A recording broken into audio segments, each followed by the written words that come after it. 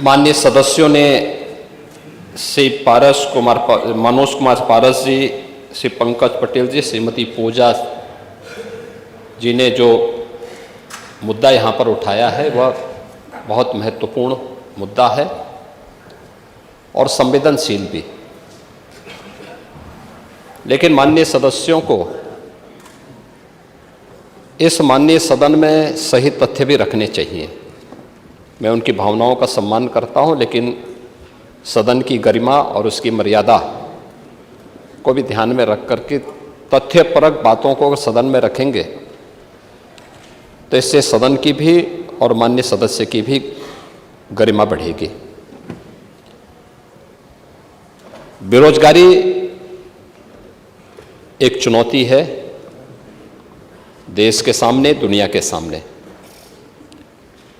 और दुनिया की सबसे बड़ी आबादी के राज्य उत्तर प्रदेश के लिए भी। 25 करोड़ की आबादी हमारे राज्य की है। इस 25 करोड़ की आबादी में 56 से 60% आबादी ऐसी है जो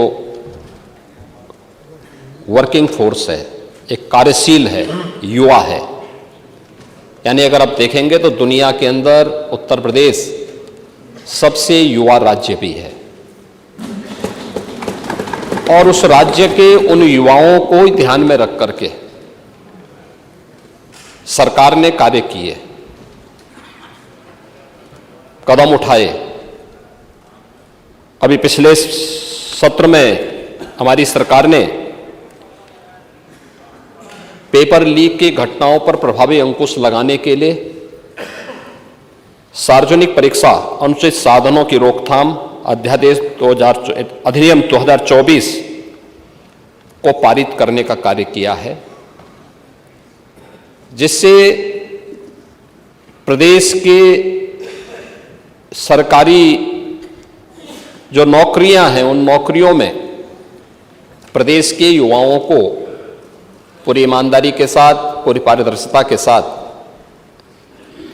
नौकरियां प्राप्त हो सकें और उनमें आरक्षण के नियमों का अक्षरशः पालन किया जा सके।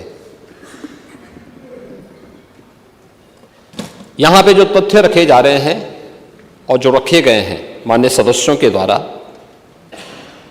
वे वास्तव में जो आंकड़े हैं वे तथ्यपरक नहीं हैं।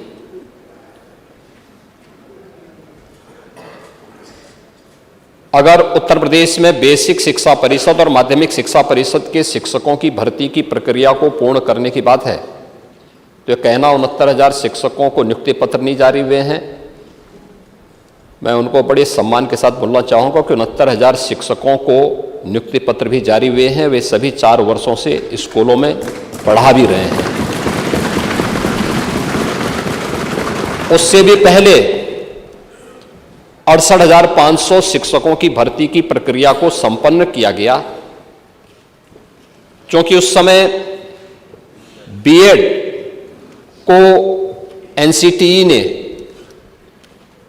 उस परीक्षा के योग्य नहीं माना था। तो उस समय बीटीसी के इतने अभ्यर्थी हमारे पास नहीं थे, और जिसमें केवल 42,000 शिक्षकों की भर्ती हो पाई थी।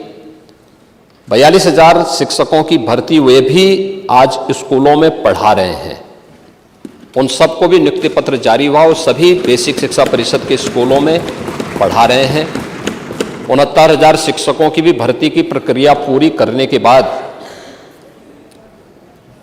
माननीय उच्चतम न्यायालय ने, पिछली सरकारों ने शिक्षा की गुणवत्ता के साथ जो खिलवाड़ करने का काम किया था और शिक्षा मित्रों को सहायक शिक्षक के रूप में भर्ती किया था, माननीय उच्चतम न्यायालय ने उन्हें खारिज करके उनकी सेवाओं को समाप्त करने का आदेश किया था। लेकिन राज्य सरकार ने उन्हें एक निश्चित मानदेय पर प्रदेश के अंदर रखा है। वे सभी शिक्षा मित्र भी यथावत कार्य कर रहे हैं और उन्हें वेटेज देकर के इस भर्ती की प्रक्रिया के साथ जोड़ा गया था। जो माननीय उच्चतम न्यायालय की मंशा थी उसके अनुरूप उस पर कदम भी उठाए गए।